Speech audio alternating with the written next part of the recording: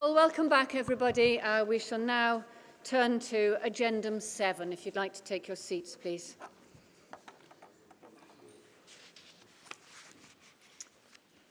Okay, all I need to do is introduce her, isn't it? Thank you, we Chair. turn now to the report of the Standing Committee, which will be presented by its chair. Thank you. Thank you. You've all had the report to read, and I'm sure, it's helped you go off to sleep on several nights. So I am not going to go... Can't hear it? Okay, I can hear it coming back at me here.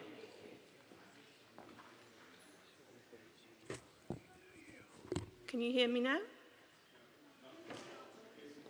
People over there can't. Okay. I mean, I can shout. Lean in close, I think, is the answer. Okay. Right, can you hear me now? Yeah, but you've been saying yes all along.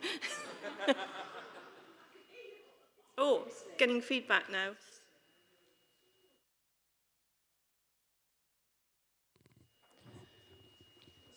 Right. Can anybody hear the feedback now? Sorry. Shall I go over the other side? Right. Feedback's gone.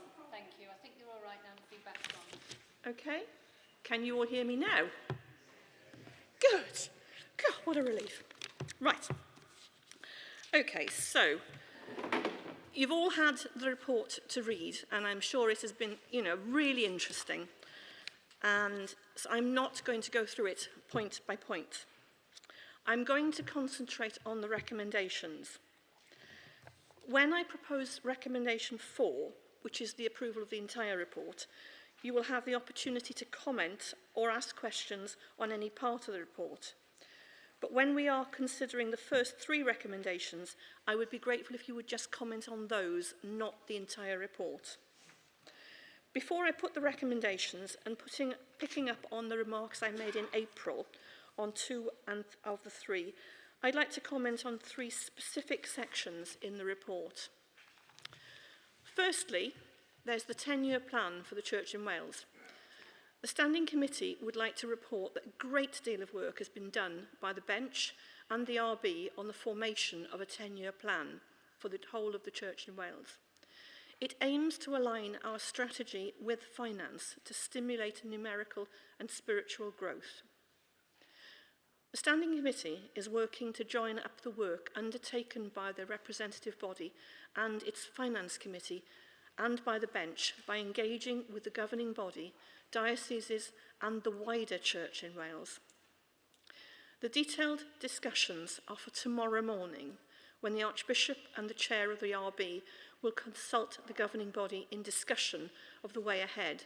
So please engage with that process, as it is really important. It's crucial work, and the input of the governing body is absolutely essential to making decisions to help grow the Church. As we've heard from the Archbishop this morning, there are great plans ahead, but there are huge challenges, so we've got to actually all work together to make the right decisions. Secondly, there's been a joint meeting of the Standing Committee, the representative body and the Bench. In April, we noted that this was critical work, and I promised to ensure that the governing body receives regular progress reports. The Standing Committee has arranged a 4th meeting of the Bench, the Standing Committee, the trustees of the RB, the diocesan secretaries and senior provincial staff to be held residentially on the 10th and 11th of October. Almost feels like we're leaving no one out, so I sincerely hope that we aren't, and that if you actually have views, that if you're not part of that meeting, then you please talk to people who are, because there are people in this room who are deeply engaged in that process. The aim for this 4th meeting is to be a decision-making meeting, drawing on the discussions held here, the discussion at a financial planning meeting, which will take place on the 15th of this month, and the wisdom of those present. So please engage your wisdom. We really value it. The anticipated output is a clear direction of travel, the adoption of ambitious goals, and the approval of clear mechanisms for accessing additional funds. The Standing Committee will be invited by the representative body to approve the budget for 2023 on the 1st of December. All participants at the joint meeting have been invited to attend this governing body so that they will hear your views on the 10-year plan. So if they are people who you don't normally expect to see here, you now know who they are and their ears are open and they should be listening very carefully to you. And thirdly, we come back to the Monmouth Inquiry and Review Implementation Group. You will remember that the Standing Committee met with the representative body on the 20th of January this year to discuss the Monmouth Review report, which had been published in December of last year. At that meeting, the Monmouth Review Implementation Group was established, and the group has been reporting to the Standing Committee and to the RB at each of their meetings. The group has met frequently. We have been very, very grateful for the ability of Tim Llewellyn to manage those meetings in a kind and collegiate way while keeping us moving. It's a great art, isn't it? We've met approximately every 6 weeks, although we have been allowed a bit of a break over the summer. We've made consistent progress, and some of the recommendations are at the point of being implemented. And later in today's agenda, the Archbishop will introduce terms of reference for the Bench of Bishops, a document which was discussed and supported by the Standing Committee in July. The kinds of things that we looked at were that the bench had come back with a set of terms of reference, and they said, we will act as. And we pushed back and we said, we want you to be, not to act. Really important. The Dignity Charter is another area emerging from the review. Dignity at work is something that everyone is entitled to. And I will talk about this in more detail in a moment. The implementation group has also worked with the Head of Communications and Technology to develop a strategy for communications in those circumstances where a bishop or another senior cleric is required to step back from the duties for whatever reason, another area of work that is on the verge of completion. So we thank Leon for all the work he's done there. The main function of the implementation group is to ensure that the implementation work undertaken is satisfactory, fit for purpose, and ensures that the policy or procedural gap identified by the review is properly plugged so that the risk of something similar to Monmouth happening again is minimised. We can't guarantee that there's nothing around the corner that won't actually catch us again, but we are really trying very hard to make sure we understand how we got to that position and how we can avoid getting there ever again. The group takes that task very seriously, and before it is content to identify a recommendation as implemented, detailed interactions with the staff or others concerned have taken place. Much work remains to do, but progress is being made. We now move to putting recommendations. The first one is the Dignity Charter. I am proposing it and Dr. Heather Payne will formally second it. The Charter says that the governing body adopts the Dignity Charter for the Church in Wales. Appendix 3 of the report for the Charter itself, paragraph 20, if you want to read it in more detail. The Dignity Charter is our response to recommendation 6.8 of the Monmouth Review, which recommended a dignity at work policy to be developed and implemented. The Dignity Charter has therefore been developed by People Services, and the bench recognises that everyone has the right to be treated with dignity and respect at work, and this means that everyone has a duty and responsibility to treat others with the exact same dignity and respect. You can't expect to have it if you don't give it back. The Standing Committee commends the Dignity Charter to the governing body and asks that the governing body adopts it for the whole of the Church in Wales. I'd like to ask the Chair to... Yes, indeed. Thank you. Dr. Heather Payne, do you wish to second, please? Heather Payne, I'm an elected lay member of Land Diocese, Vice Chair of Standing Committee. I second wholeheartedly this. Thank you. Those who wish to speak, if you would like to come to the lectern here.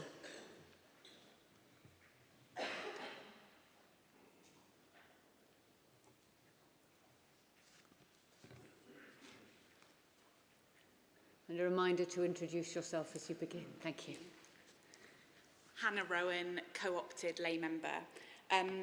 Delighted to hear about the Dignity Charter. That sounds really positive. My question is about the plans for its implementation. So while it's fantastic that we are proposing that we adopt this as a governing body, its success is going to be in its adoption by the church as a whole. So I would just like to ask for a little bit more information on how we will engage with the church more widely to support the successful adoption of the Charter, and when can we, as a governing body, expect an update on its effectiveness? Thanks. Thank you.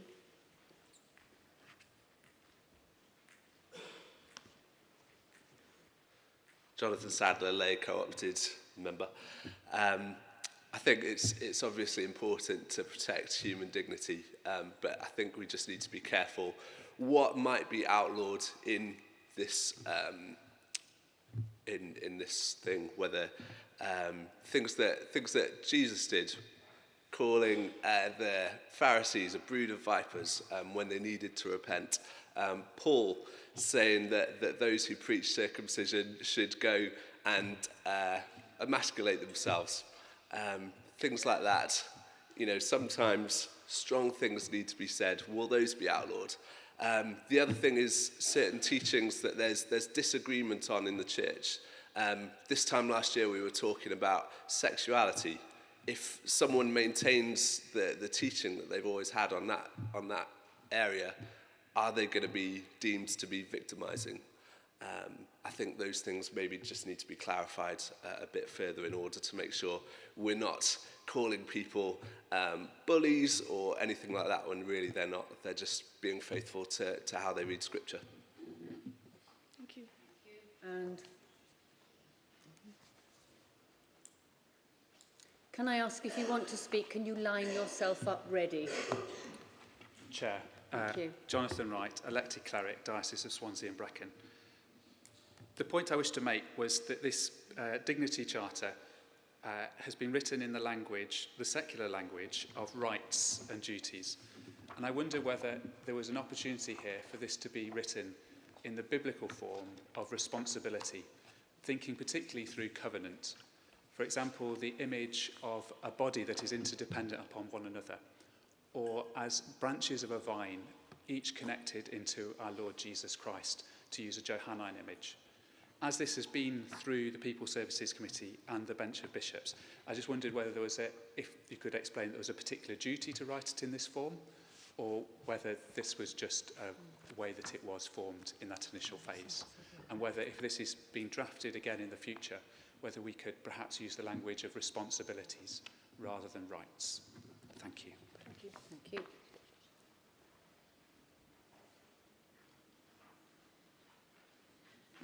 Chair, everyone.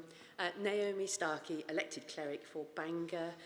Just to check with the Dignity Charter, is it also about protecting clergy from members of their congregation who want to have a go at them?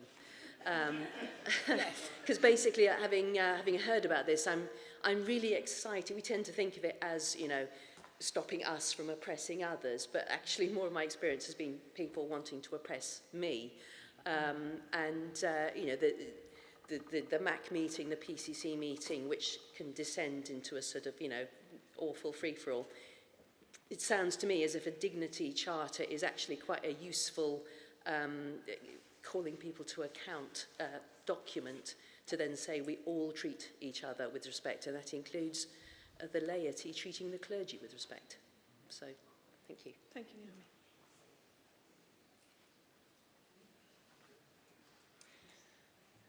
Kate O'Sullivan, elected cleric, Monmouth Diocese. I just want to, I'm sorry I can't remember your name, I'd just like to reiterate what the previous speaker has said. I'm a new ministry area leader, relatively, and new to the Church in Wales, so I don't know quite how it works. But it would seem to me that this policy also needs to be embedded in the policies of each ministry area, so that actually our congregations and our ministry area councils and officers are aware that there is this responsibility on all of us. And hopefully that would perhaps answer some of what the previous speaker spoke about in relation to sometimes it being laity bullying clergy. Thank you. Thank you. Right, I see nobody else wanting to come up and speak, so Dr. Miller, Chair, would you like to respond? Thank you. Thank you all for your well-considered comments. Back in the olden days when I was in work, people would say to me, oh, they're awful, they don't treat me with kindness and they don't treat me with integrity. And I would always start off by saying, if you come to work and you start your day believing that you act with integrity, you have to believe that everybody else does the same. I mean, obviously, sometimes they may prove you wrong, but you have to start off with that. So it all starts with each one of us behaving with integrity and actually wearing the clothes of the Dignity Charter, even though they may not actually be embossed with the loving scripture that you were perhaps looking for. But that doesn't mean to say this isn't something we can't come back to. I'm very mindful of Hannah's need to actually have some measurement of how we're actually implementing this. And this is actually part of the whole process of the Monmouth Review, was that we don't just go, here, have a charter. Oh, didn't it work? Oh. We're actually building in review into everything that's in the whole of the Monmouth Review. So I'm sure Tim would be very happy to be buttonholed over coffee or lunch or tea, breakfast, on the way that he envisages that process to work, because it is very important. I'm mindful of the fact that people are worried that this is a very secular kind of approach to it. It really isn't, but we felt that we needed to learn things from the secular world, because there has been too much. Oh, well, we don't do it like that. That's very managerial. We don't do that. We can do that, and we can be missional and scriptural as well. We don't just pick and choose what we'd like to have. So I hope that puts people's minds at rest. But I'm sure that this is something that's not going to go away. It needs to be embedded. It needs to be in the life of mission areas. I like the idea of the fact that we should introduce it in our mission areas so that people don't feel, there's a vicar, I can have a poke at him, or her, or them. So, yes. So I hope that gives people some comfort. Thank you very much. The Lay Secretary is going to give a point of clarification. Yeah, thank you, Chair. There were just a couple of things from those questions I thought might be of assistance. The first is the point about disagreement. If you look at page 13 of the report and the third bullet point down, one thing we've written in there is we accept that bringing challenge must be done in a courteous and respectful manner, but that challenge is not inherently bullying, harassment or victimisation. And we wrote that in to pick up the very point that was made by the questioner. There are things on which we legitimately disagree, and it's important that where we disagree respectfully. So that's why that's in. And just to pick up the last two questions, the intention of bringing this to the governing body is that it therefore applies to everybody in the Church in Wales, not just those people who are remunerated. So the questions at the end about what happens if a cleric is being bullied by the PCC or the Ministry Area Council it just as much applies in that situation as well. Thank you. Thank you. So we now move to the vote. So can I ask you please to those in favour? Thank you very much. Those against? 2. Yep. And abstentions? 3. Okay, thank you. Thank you very much. So we can move now to the second recommendation. Right. This is about our membership of the ACC. The governing body appoints a lay member to attend the ACC, and Dr. Heather Payne has been the lay member at previous meetings. She's now not going to be able to do those. We're mindful of the fact that the ACC may not meet in person for some time, but we felt it was important that we actually had an appointed lay member ready to rock in the event that it does happen. So we're proposing that Miss Brianna Rouse is the alternative to Dr. Payne for the ACC. So, please. So Dr. Payne to second. Do you want this microphone? Could I just make... Please have that microphone. Thank you. Heather Payne, elected lay member Llandaff, and have the honour to attend ACC in Hong Kong last time with Bishop Mary. I am unable to attend in Ghana, and it will be happening in Ghana next February because of medical reasons. I'm outside the age range where yellow fever vaccination is recommended, so I won't be able to go because it is required. So that is the reason I cannot go to it being in Ghana. But I would like to very much second the proposal that Brianna Rose be an alternate for me for this meeting. Thank you. Thank you, Heather. Thank you. Does anybody wish to speak to the recommendation? No. Oh, do you wish to respond to the... Right. Yes, well. Okay, in which case we will move to the vote. So those in favour of the second recommendation? Thank you. Those opposing, those against? None? Abstentions? None. Oh, one. Oh, there we are. Oh, Rihanna. if you're wondering who Rihanna is, that's your person. Thank you very much. It's been awful. So that is passed. Yes. Yes, thank you for not voting against. So we move to the third recommendation. Thank you very much. We have a deep engagement with the digitisation of parish records.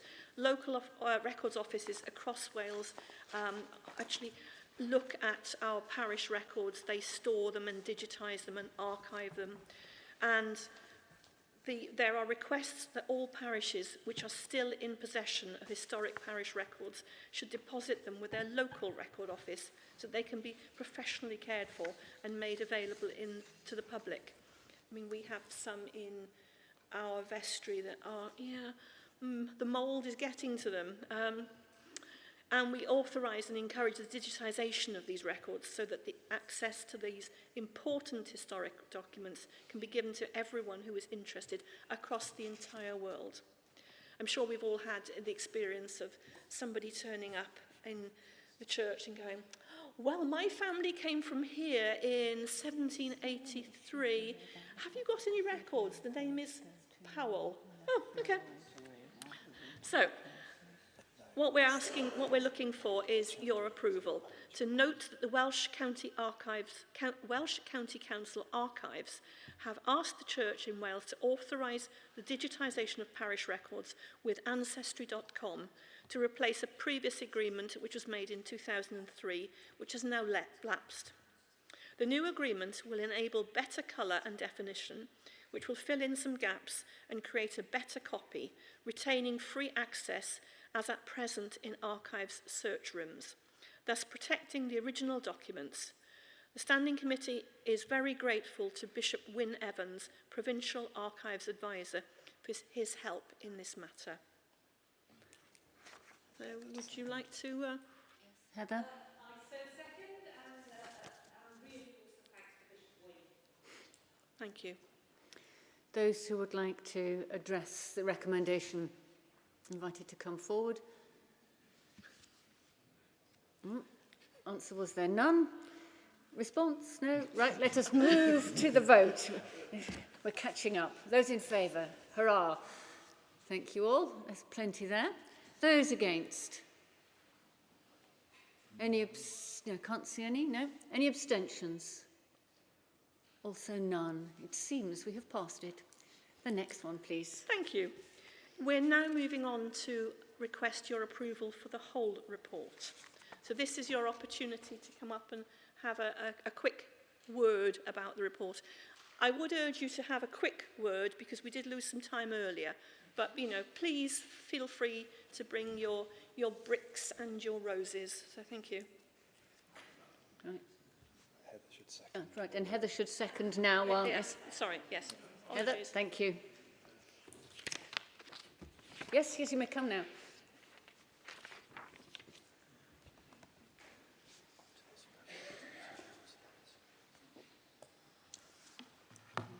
Chair, Jonathan Wright, cleric, elected, Diocese of Swansea and Brecon.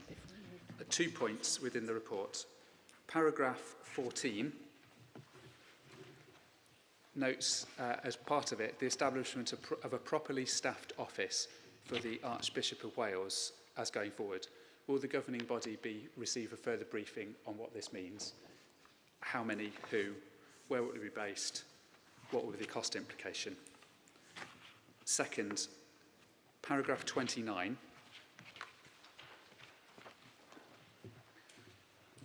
I'm grateful for the Standing Committee for their reading of these reports and for the digestion of them. What report will come to members of the governing body to understand the important content of the reports that were submitted to the Standing Committee so that we can understand their implications as well? Thank you. Thank you, Jonathan. Taking the last one, I don't know if Matthew, would you like to comment? Thank you. Surprises are always good, Matthew.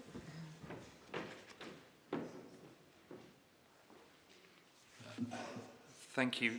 Thank you very much, Sean. I think I'm primarily speaking in that the Safeguarding Department, the Director of Safeguarding is line managed by me, as well as my involvement with taking things to Standing Committee. The various safeguarding reports include quite a lot of statistical data and particularly things which are very rightly kept confidential. So it's not a report that Standing Committee generally feel can be published in full to the governing body. But we, with the Director of Safeguarding, who's still relatively new in post, we are in constant conversations about how we can best disseminate the necessary information to the right places. And I think it's absolutely right that, if not at every governing body meeting, certainly at some on a regular basis, that a fuller briefing of the work of both the committee and panel is brought. And I absolutely will take that back to the team and look at how we can do that in future. Thank you very much, Matthew. The other question that Jonathan had was about the transparency of costs relating to adequate support for the Archbishop's office. I can see no reason why that's not actually published, and so I would imagine, Simon, that we can make that available? Yes, we can. Yes, there we go. I hope that answers your question. Thank you. So I see nobody else who's waiting to respond to the report. So let us move to the vote, which is for the entire Standing Committee report. Those in favour? Thank you all. Those voting against? We see none. Those abstaining? We see none. Thank you very much. So the Standing Committee report is accepted. Thank you very much. Thank you everyone for your kindness and attendance. Thank you. Thank you. Now, I think I have from the Lay Secretary an answer to one of the questions that was raised in response to the Archbishop's presidential address. Yes, it concerns food waste. Archdeacon Mike Comore asked about what happened to the food waste at the ICC. The answer is that it's pulped, it's converted to biofuel, which is used as part of the energy provision for this building. They reuse everything which they can, which equates to about 95% of waste food. So that, Archdeacon, is the answer.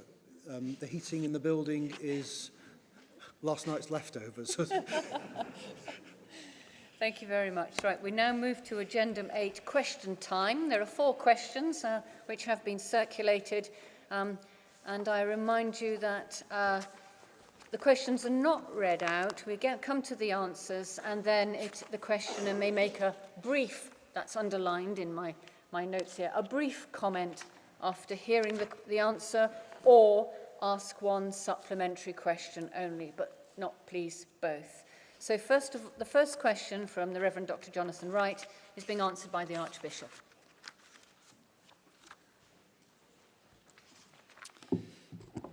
Chair, thank you. Andrew, Archbishop of Wales. I'm grateful to Dr. Wright for his question and to the diocesan secretaries for providing the relevant data in respect of stipendiary clergy and DBF staff.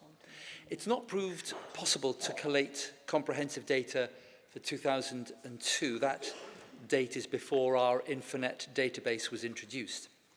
But on the screens is a chart, I hope now, which you can see for 2012 and for 2022. The number of stipendiary clergy, which is full-time equivalents, archdeacons, and DBF staff, again, full-time equivalents for each of the dioceses. I should immediately make some caveats on the figures you can see. It's proved impractical to provide a full-time equivalent breakdown for the archdeacons, so the figures provided are the total headcount of those serving as archdeacons. In 2022, as in 2012, some archdeacons combine their role with parochial responsibilities, and some with diocesan responsibilities too. To take one example, the 2022 figure for Bangor includes Bishop Mary, who combines her role as assistant bishop with the role of Archdeacon of Bangor. The statistics show an overall decline in the number of stipendiary clergy.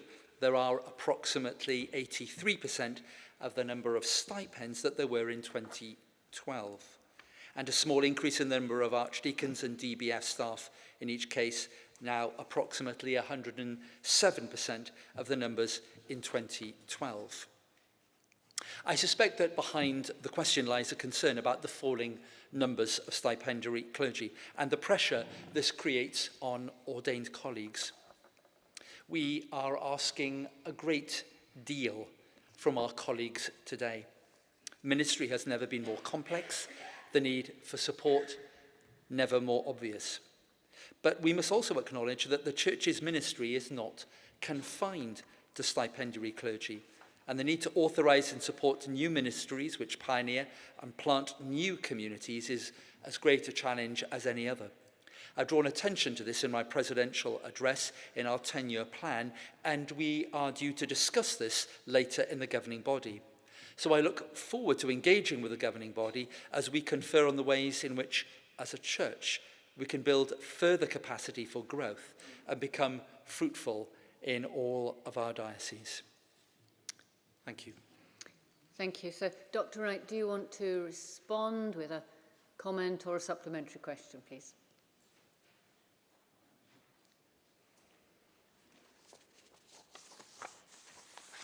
Thank you, Your Grace, for answering the question. I would like to make a short supplementary comment.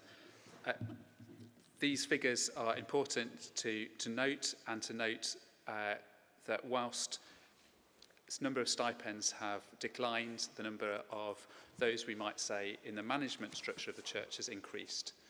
All ministry is relational, and and I appreciate the comment that it's not only stipendiary ministry that undertakes that ministry, However, I think it's an important feature to keep in mind that if the stipendiary level reduces at current rate and we continue to increase those in, for want of a better term, the management structure, we're divorcing ourselves from those opportunities for relationship. And I would hope that these figures could be noted and helped in thinking about future deployment and employment. Thank you. Thank you very much. We move to the second question from Ms. Catherine Brooker, and this will be answered by the Bishop of Monmouth.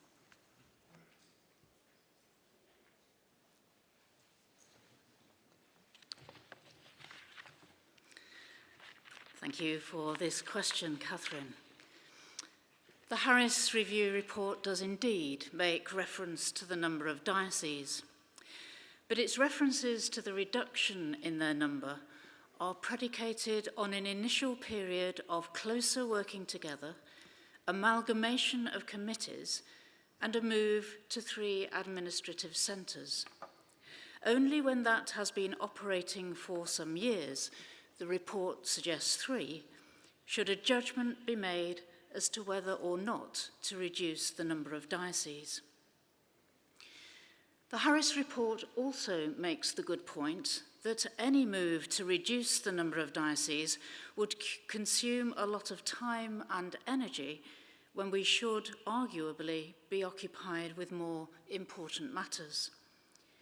The Church in Wales Review Implementation Group, which advised on the implementation of the Harris report's recommendations, also considered this not to be an area of high priority.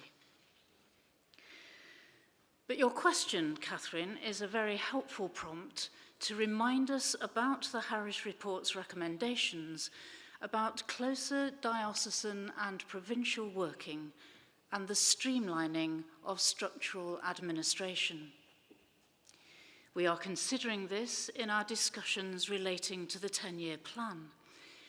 But I think it's fair to say that we could have made more progress in this area over the last 10 years. There are some instances of good interdiocesan working and of sharing of resources, but of course, more could be done. I would hope that your question will encourage us at both provincial and diocesan levels to look more urgently at what resources can be pooled and administrative functions shared.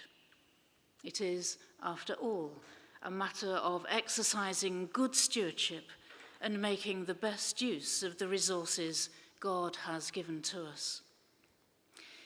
So basically, Catherine, no substantive work has been undertaken to reduce the number of dioceses, but I am hopeful that we can strive for more progress on the integration of administrative structures and operations. Whether this leads us towards a reduction in the number of dioceses is something we will discover. Thank you. Can I invite Catherine Brooker to come up and make a comment or pose a supplementary question? Chairman. Thank you. Chairman. Bishop, thank you very much for your response. My comment would be, we can't kick for touch forever. And Wales has never won a rugby match, either female or male, if you kick for touch. It might gain you territory, but it doesn't get you across the try line. Thank you for the work that has been done, and I hope that more work will be done in the future, because I feel otherwise we will end up as an organisation which is very top-heavy and very bureaucratic. Thank you, Bishop. Thank you very much. Thank you. Can we move now to question 3, which is going to be answered by Mrs. Hilary Wiseman, the Deputy Chair of the RB.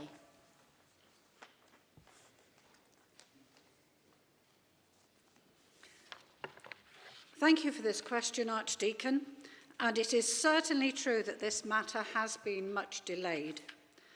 We had hoped to have implemented the recommendations of the Clergy Remuneration Review by now, but unfortunately this work has been frustrated by a very significant matter outside our control, which I will explain. The Clergy Remuneration Review report was finalised and presented to the RB in 2019. This was a very long, detailed document that needed considerable and careful digestion.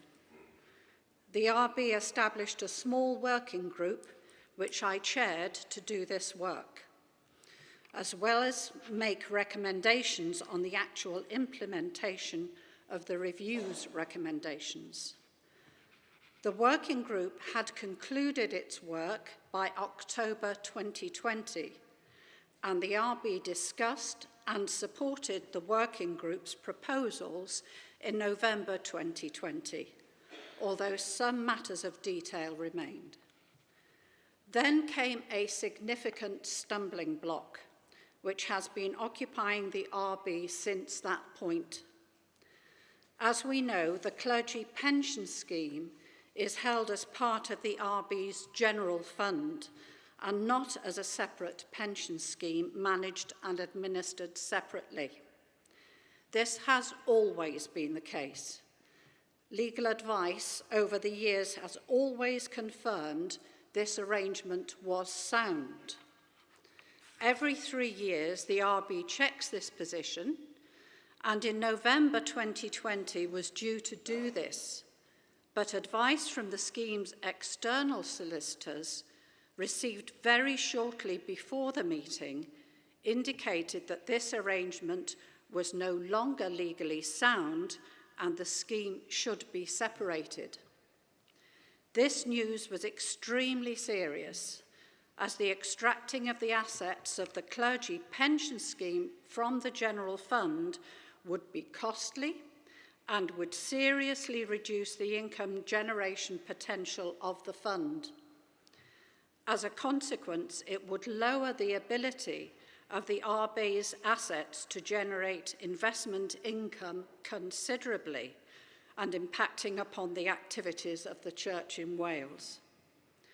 A second opinion, or more accurately, a series of opinions, were therefore sought from a specialist pensions barrister and from a senior actuary. Being integrated with the RB's general assets makes our clergy pension scheme extremely unusual, if not unique. Because of these complexities and others, including a detailed actuarial audit of our current arrangements, final advice was a long time coming. However, we're almost there. Our advisors seem positive, although as ever the devil will be in the detail, and we await their final report. This has been long-winded and very frustrating, particularly as the working group I chaired worked hard to distill the review's recommendations into implementable actions really rather swiftly. Sorting out this legal matter was imperative because of the intrinsic importance of the clergy pension scheme to current remuneration and any changes that are made to these arrangements. So, to summarise, I'm afraid progress has been frustrated over the last 2 years, and I can't give a target date for implementation just at this moment. However, as the pension-related queries are now concluding, we should be able to resume work in earnest by the end of 2022. Thank you. Archdeacon, if you'd like to respond.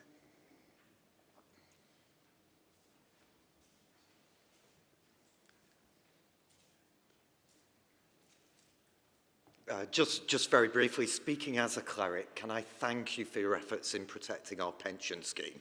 Thank you so much. But just to highlight, if I may, that it's becoming apparent that the current package that we have is restricting our flexibility to meet modern working patterns and expectations. We're beginning to find it's having a negative impact on our ability to attract and retain clergy that we need to implement our vision. And a colleague has just handed me or asked me to raise whether there's any way of showing the value and our appreciation of SSM ministry as well as part of it. So just those 3-4 comments, but most of all, thank you for protecting our pensions. Thank you both. So our fourth question from the Reverend Lance Sharp will be answered by the Assistant Bishop in Bangor. Thank you for this question, Lance. I will address your first point relating to the grading of clergy stipends. I think what Hilary has just said in relation to Archdeacon Andy Grimwood's question should provide the update asked for in the second point relating to the clergy remuneration review. The pay structure for clergy, including the percentages, was addressed as part of the clergy remuneration review, and that review has made specific recommendation for the inclusion of higher and additional higher stipend rates to recognise levels of additional responsibility. But as we have just heard from Hilary, we are behind with the implementation of that review, and therefore no decisions in relation to those recommendations have yet been made. There is shared concern that we act justly and with integrity about clergy remuneration, as with all remuneration, and a shared understanding that we do need to make progress on this. There are obvious anomalies with the current system. It's not a simple thing to resolve, and within the Church in Wales, there will be a range of theological viewpoints that will affect how everyone feels about whatever system is adopted. Thank you. Reverend Lance. No comment. Thank you very much indeed. Okay, so we now move on to the next item on our agenda, item 9, Bench of Bishops report and questions to the bench, which will be introduced by the Archbishop. Diolch yn fawr. Thank you, Chair. I'm Andrew, Archbishop of Wales. Among your papers for the meeting that you have is a short report from the Bench of Bishops, which relates to meetings of since the governing body's meeting in April, that is in May and June. There was no meeting in July, partly because of the Lambeth Conference, something I will talk about later on our agenda under item 14. May I draw out for you a few things for your attention. Firstly, and the most significant matter of all, is that the governing body is asked to endorse a set of terms of reference for the bench. Historically, the bench has not had a defined term of reference, but one of the recommendations of the Monmouth Review was that there should be.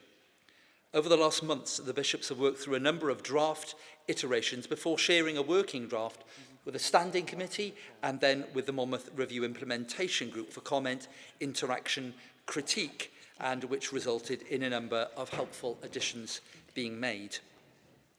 The Implementation Group is now satisfied that the document appended to the report that you have in front of you satisfies the recommendation within the Monmouth Review report.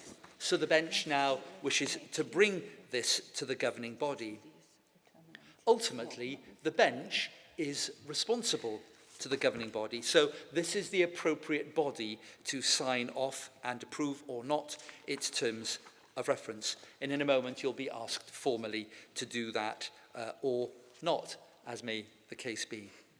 Also attached to the report is an updated allocation chart of the bishops' portfolios. That includes some minor changes that were requested by the governing body during its debate of the bench's report in April. Of course, another significant area which is there detailed in the report has been the participation of the bench in the 10-year plan.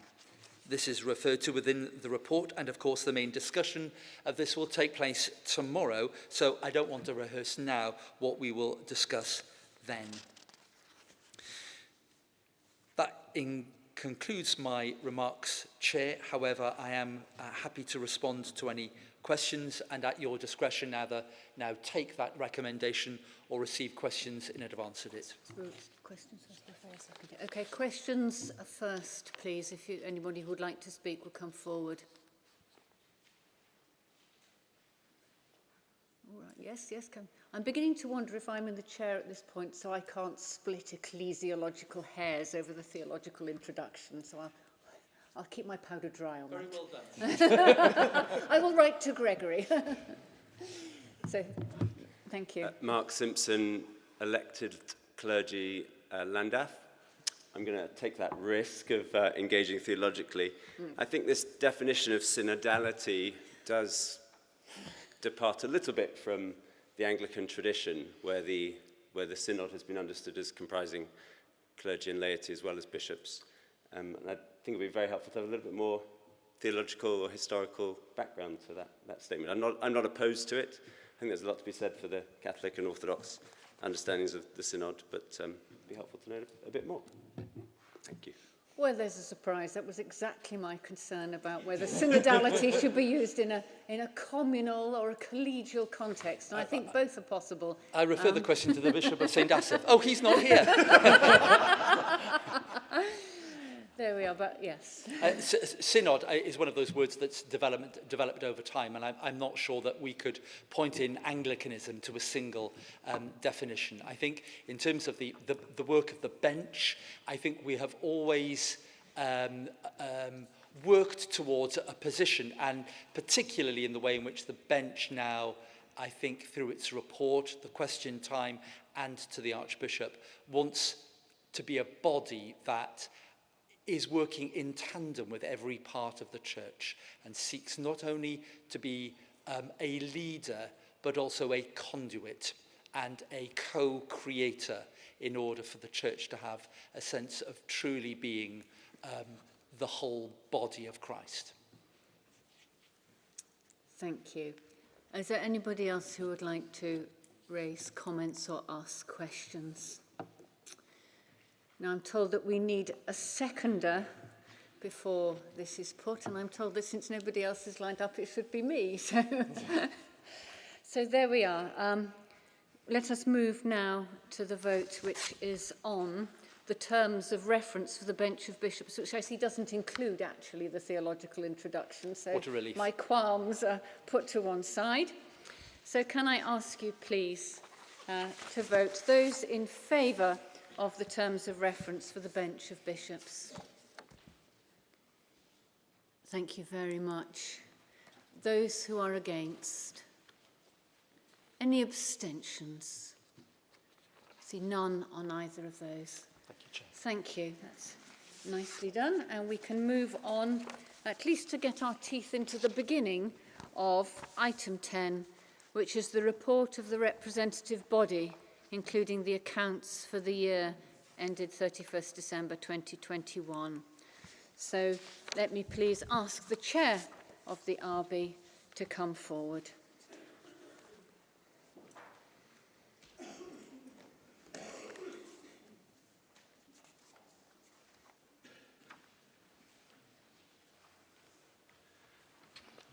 Y bydd y cyflwyniad yn ddwyieithog. Your Grace, Chair, members of the governing body, Medwyn Hughes, ex officio, member and chair of the representative body. Dyma tro cyntaf I mi anerch y corff hwn fel cadeirydd corff y cynrychiolwyr, a gai fanteisio a diolch I chi fel corff llywodraethol am y fraint ac dwi'n edrych ymlaen I wasanaethu y corff hwn ar eglwys yn ystod y blynyddoedd I ddod. I'm grateful to you for the confidence you have placed in me as we now take forward the work of the RB and to make sure that we invest appropriately in the clarity of the vision of Christ's work in Wales and to take that forward. Amongst your papers, you will have a copy of the RB annual report and accounts for the year ending the 31st of December 2021. You'll also have the annual report of the Common Investment Fund for 2021. You have a written report outlining key areas of interest for consideration by the governing body.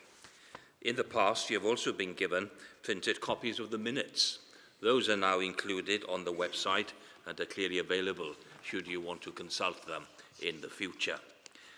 You have the report, and I intend to go through some of the key areas, if I may, of the report. Ga I ddechrau dalu teyrngad i James Turner, gwas ffyddlon iawn I gorff y cynrychiolwyr ac i'r Eglwys yng Nghymru. A dyn ni ddiolchgar iawn iddo fo, y gwaith mae o wedi wneud fel cadeirydd dros blynyddoedd, a ga I ategu y diolch am y cyfar mae o wedi wneud. Now, when we consider the financial performance of the report, there is a clear précis of the position of the RB. I don't intend to go through all of the reports, the details are there, but just to confirm to the governing body that it has received an unqualified audit opinion, and they were formally approved by the RB in June. You will see that even though the income from the RB's investment increased in 2021, income is still behind pre-pandemic levels. Now, if we consider for one moment for the general fund during 2021, you will note that the stock market was fairly resilient, generating unreleased gains of 82 million during the year, which of course offset the 8.5 million income and expenditure deficit. Now, this deficit also includes, of course, the additional financial support provided to the diocese during 2021 by the RB. And this, of course, was critical in a very difficult period, that we could make sure that we are supporting the diocese. And at the end of the day, the role of the RB is to support, to facilitate, to make sure that the diocese are in a position to secure a witness of Christ across Wales. And I am certainly clear of the view that the RB should continue to do that, to support the vision of the Archbishop and of the bench. Now, when we consider 2022, in contrast, of course, this has been an extremely volatile year for the stock market, due of world events, as we all know. The RB's investment committee is monitoring the current position, and I pay tribute to members of that committee and also to officers of the RB, and we are in regular discussions with the fund managers. Fortunately, the RB's stock investments are well diversified, which allows us, hopefully, to protect and to take a measured view as we look to consideration of investment for the future. But these are turbulent times. We must be aware of that, and therefore strong stewardship is extremely important, even more so when we are minded and committed to secure investment for future strategy for the Church in Wales across the diocese. But it is important to be prudent and to take a strong stewardship of our assets. Now, a question has already been asked with regard to the clergy pension scheme, and I think you've had a full answer. This has been a long engagement. Our priority has to be to look after the clergy pensions, and you have a clear commitment that that will be taken forward. But I do hope that we will be in a position that we can move swiftly to identify, hopefully, a resolution. And as Hilary noted, we can recommence this work, hopefully, by the end of this year. Mae'r Archesgob yn barod wedi nodi ac wedi gyhoeddi cynlluniau cynhyrfus iawn ynghyd â cyfleoedd datblygu o fewn yr Eglwys yng Nghymru dros y 10 mlynedd nesaf. Ac fydd trafodaeth manwl yfory o safbwynt oblygiadau hynny. It is a really exciting time for us as a province. The commitment and the clarity of vision expressed by the Archbishop, and which will be articulated again by the bench over the next couple of months, will clearly show a direction of travel where we can all have confidence in God's work in Wales across our communities. And the role of the RB is not to develop a strategy, it is there to support you, to make sure that funding is there and good stewardship also maintains in the context of good, prudent engagement as we take this forward. Let me for one moment look at other areas that have been considered within the report. Fe welwch chi fod na sylw at sefydliad St Padarn ac newidiadau sydd wedi digwydd o safbwynt llywodraethiant a'r ffordd y mae'r maen Cesgobol yn ffoddi strategaeth glir ar gyfer St Padarns. The comments with regard to St Padarns clearly demonstrate the changes of governance and how the bench secures the strategic direction of that institution. This is a key investment of the Church in Wales, and it is led by the clarity of the strategic vision of the bench. There is confirmation there of the establishment of new quality committees that also have been taken forward during this year. The RB, of course, continues to have responsibility for the budget and staffing of St Padans, but the leadership, the strategy, is undertaken by the bench. The report also notes other areas of investment that have been taken forward with regard to infrastructure, with regard to the database systems, and also to other areas of investment of technical IT support to collect membership of data. And in June, the RB undertook its annual review of stipends, parochial fees, vacancy fees, and parsonage repair contributions, and setting the levels for 2022-2023. It has been a year of engagement, hopefully of stewardship, whereby the funds of the church is used to support the diocese, and that, of course, will continue for the future as well. A gyda'r sylwadau hynny, gai felly symud ar yr argymhelliad, may I therefore propose the motion that the report of the representative body is approved.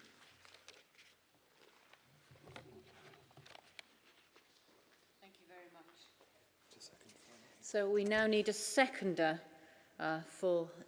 I'm very happy to second the motion. Right, can I now open the floor to those who wish to comment or ask questions?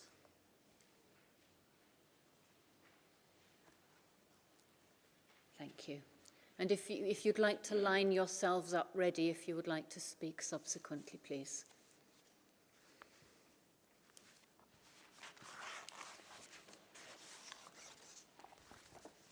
Thank you, Chair. Hannah Rowan, co-opted lay member. You're going to get a little bit bored, probably, of me asking you about measuring things, and I'm interested in the commitment that we had this morning around making sure that we're measuring outcomes against objectives. And so my question relates to the accounts that were shared, which were really helpful, and particularly the projects funded through the Evangelism Fund. And with the broad numeracy that I have, but certainly no accounting specialism, I could see that the block grant funding to dioceses is just over £6 million a year, and that since 2018 the Evangelism Fund Committee has had £16 million a year put into it. I know that not all of that's been spent, but we're looking there at about £4 million a year versus the £6 million block grant.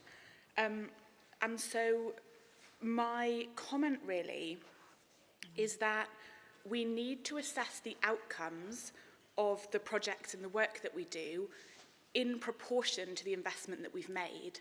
And I'm really looking forward later to hearing the presentation from the work from the Evangelism Fund so far. I'm excited to hear more about that. Also very enthusiastic for our discussions around the 10-year strategic plan. But I am mindful also in my professional work that it is always very easy to appreciate things that are sparkly and new. And that we really have to make sure that we're not comparing apples and pears, because if projects have had a significant, basically much more funding than your average normal day-to-day diocesan work, it's not reasonable for us to compare like for like. So my comment really to governing body is that I would like us as a body to be really mindful of the accountability for the way that our money is spent, particularly in relation to the comparability between what we're measuring. And that's not to say that there isn't some fantastic work going on in new areas. Of course there is.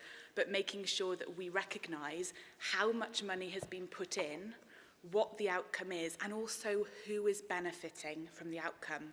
And is that matched up with the areas either in our communities that are most underserved, or indeed our priorities as a governing body and as a whole church. So I hope that has made sense, and thank you for listening. Thank you. Thank you. if you wish to respond. Thank you for your comment. You raise important point, accountability and stewardship. And this, I'm sure, will be a theme that will be considered tomorrow. And also, I hope, in the context of our deliberations on the 15th of this month. It's so good that we are investing with that creativity and real enthusiasm of investing in the future. Comes then the stewardship of accountability. Not everything will work. Now, it doesn't matter about that. The key issue is the accountability of how we try, and that we can be accountable for that. So be assured that the RBA will be mindful of that. We'll take that into consideration. We will continue to invest in so many new opportunities, but there will be a framework of engagement so we can consider and can be accountable for that money in the name of the Church in Wales. Is there anyone else who would like to comment or ask questions about the RB report? In which case, I think we are able now to move to the vote. All those in favour, please. Thank you very much. Yep, thank you. Those against? And we see none. Abstentions? We see none.